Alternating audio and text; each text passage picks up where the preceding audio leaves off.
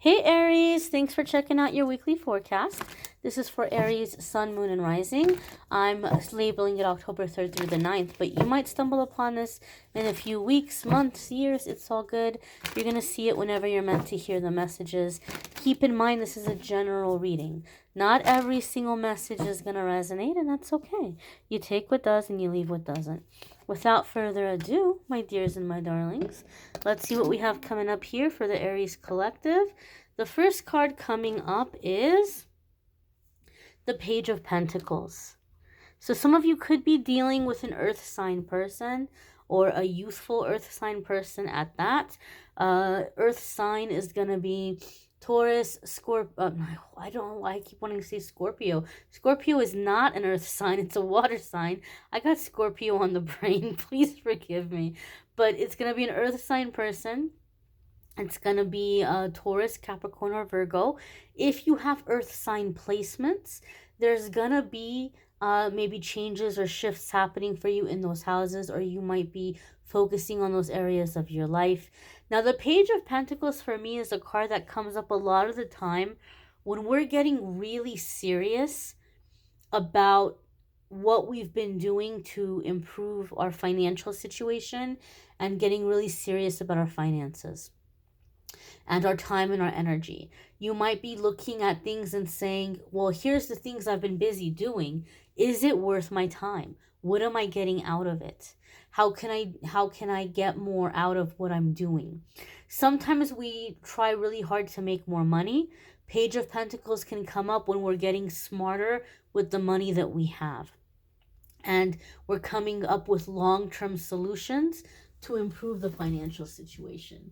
So, like, for examples, somebody might be like, oh, I need more money. Solution here. How about if I get another job? I get a second job. Well, as a person who has had 2 jobs, sometimes even 3 jobs, it's not a long-term solution. Sooner or later, you're going to burn out. It's really hard to get to both. So the Page of Pentacles comes up when you're like, okay, all right, how can I do more with what I have? And how can I fix my financial situation in a way where I'm not just trudging water, or I'm not just like a hamster on the wheel here, or upside down, like an upside down car where the wheels are spinning but you're going nowhere. You're not making progress. Page of Pentacles is okay to like progress. You might be going through your bank statements, your charges. You might be seeing ways that you can cut back on spending or unnecessary spending to where you're budgeting and you're more cautious with your spending, but you don't feel like you're living in lack. On the other hand, you feel like, wow, I have a lot more than I realized, or I can do a lot more now. You're freeing up anything unnecessary. You're getting really smart about your money here with this Page of Pentacles. Next card coming up here for the Aries Collective is the Queen of Swords. And the Queen of Swords is going to be a lot of the times the card that comes up around boundaries, right? And I feel, Aries, we already talked about financially here, looking at the unnecessary stuff and getting more efficient. I feel like Queen of Swords is like saying this is like in all areas of your life. You don't have time. You don't have energy for anything that is not invested in your future and that is not bringing good into your circumstance. You don't have time for anybody or anything who is distracting you or trying to get you to do things in a different way. I also feel here with this Queen of Swords, you don't have the patience to like stop and help anybody. Not in a mean way, not like in an evil way or anything like that. If we look at the story of the court cards and the stories that come with them or behind them, Queen of Swords is said to be someone who has had a difficult life.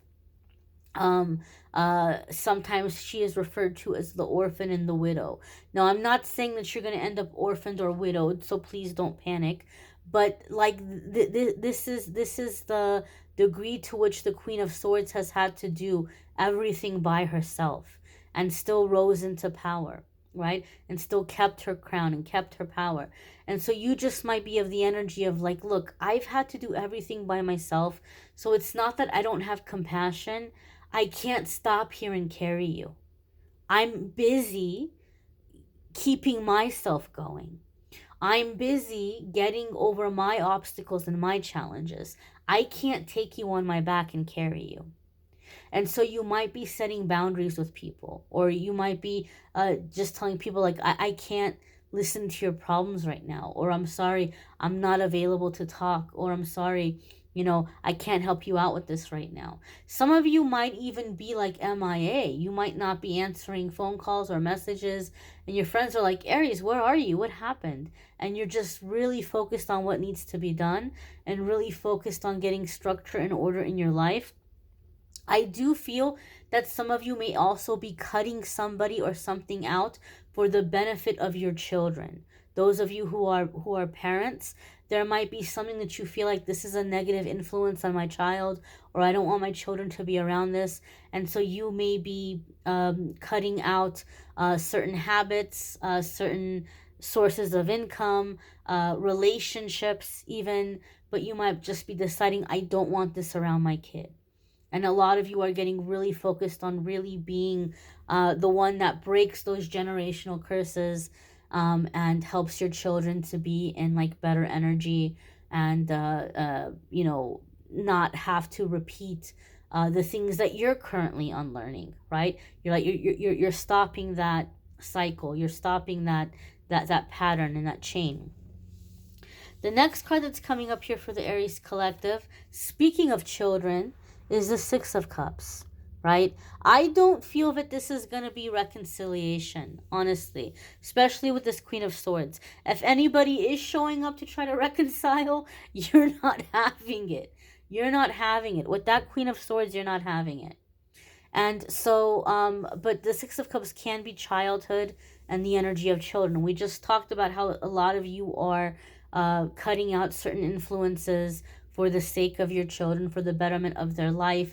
Some of you maybe are feeling like you want to have kids, or you want to adopt or something, and you may be making changes in your lifestyle to open up and to create that space for kids. Six of Cups can also be purity. Some of you may be wanting to return to a sense of purity, to a simpler time. And so, like in your relationships and stuff, Aries, some of you may be very, very tired of the pressure to be hot, as or look hot, or impress people with like physical stuff, or all of this like adult stuff that's like praised all the time. And so you may be just coming to a simpler, purer time. Even with your friends and your associations, you may be wanting to do things more wholesome, and less risque, shall we say. Some of you are just coming back to just like a simpleness or a purity. Six of Cups can also be nostalgia. Some of you may be feeling nostalgic and thinking about the past, thinking about childhood, your childhood hopes and dreams, and thinking about, okay, well, how can I make these things happen now that I'm an adult? And so there could be a sense here in terms of childhood energy and inner child stuff. Your next card coming up here is a major arcana card. So the next 7 days are setting things in motion for a new chapter, a defining period in your life. And as I said with that Six of Cups, I don't think it's reconciliation with that Queen of Swords. And the wheel would confirm that for me, because the wheel is like you're moving on, right? It's time for a new chapter. It's time for a new phase. It's time for a new cycle. And you're out of it. You're done. This card also came up for Capricorn. If you have Capricorn placements, you might really want to check out the Capricorn reading this week. Some of you could be dealing with a Capricorn because the same card came up. The wheel is not associated with Capricorn. Let me just clarify that. I just brought them up because this card came up for them. The interesting thing is, for them, it was the first card, if I'm not mistaken. So if you do have Capricorn placements, do check out the Capricorn reading this week for sure. But this is coming into a new chapter, a new cycle, a new phase, moving on. And I feel there's like a sense of like permanence. Like once that wheel gets rolling, it's gone. It's picking up momentum. And so I feel, Aries, you are removing yourself from anything that's been draining you, anything that hasn't been bringing you joy. And I feel like some of you are walking away from this situation a little bit hurt, a little bit wounded. So, like, if you're leaving this job or if you're leaving a relationship, there may be some nasty words that are exchanged. Your boss or your partner or your significant other may say things to you as if like you're this cold-hearted person, that you're not likable, that you're just so very difficult. And I feel like the Six of Cups is you're checking in with yourself and you're like, no, I'm not. I'm not cold. I'm not callous. I'm not mean. I'm not, somebody who isn't fun. And you're reconnecting with yourself and you're moving on. And it's unfortunate, but it's like when we stand up for ourselves and it's inconvenient for other people, they make it seem like we're this terrible person. But Aries, the changes that you're making are bringing in more abundance and a healthier family dynamic, a healthier dynamic here for children, those of you who have children or who are manifesting having children, and a healthier and a healed inner child. So it's just a no nonsense time for you, and you're not going to be slowed down. Nothing can stop you, nothing can slow you down, and you're not letting people make you feel bad about that. And so I'm proud of you for that, Aries. You may want to check out your other placements. There is a link in the description of the video that will take you to the weekly forecast, and you can see the other videos for the week. And also love readings for October are linked in the description if you want to check out the love readings. If you'd like to schedule a private reading with me, there's a link in the description that will take you to my scheduling page, calendly.com/amethystangelite. At the time of posting this video, I am having a sale here for a little while on the 60-minute and 30-minute video readings. Typically, the 60-minute video readings go for $150. Right now, I'm doing them for $111. And typically, the 30-minute video readings go for $65, and right now I'm doing them for $44. I also have less costly readings available. You can go and see what looks good to you if you'd like to schedule a reading with me. I hope you guys will come back tomorrow and check out the daily message. Every day I've been posting a daily message, but if not, if it's not your cup of tea, no worries. Hopefully you'll come back next week and check out next week's forecast. I thank you all for watching, liking, sharing, commenting, subscribing. I hope you all have a fabulous, fabulous week ahead. Take care and be well, Aries.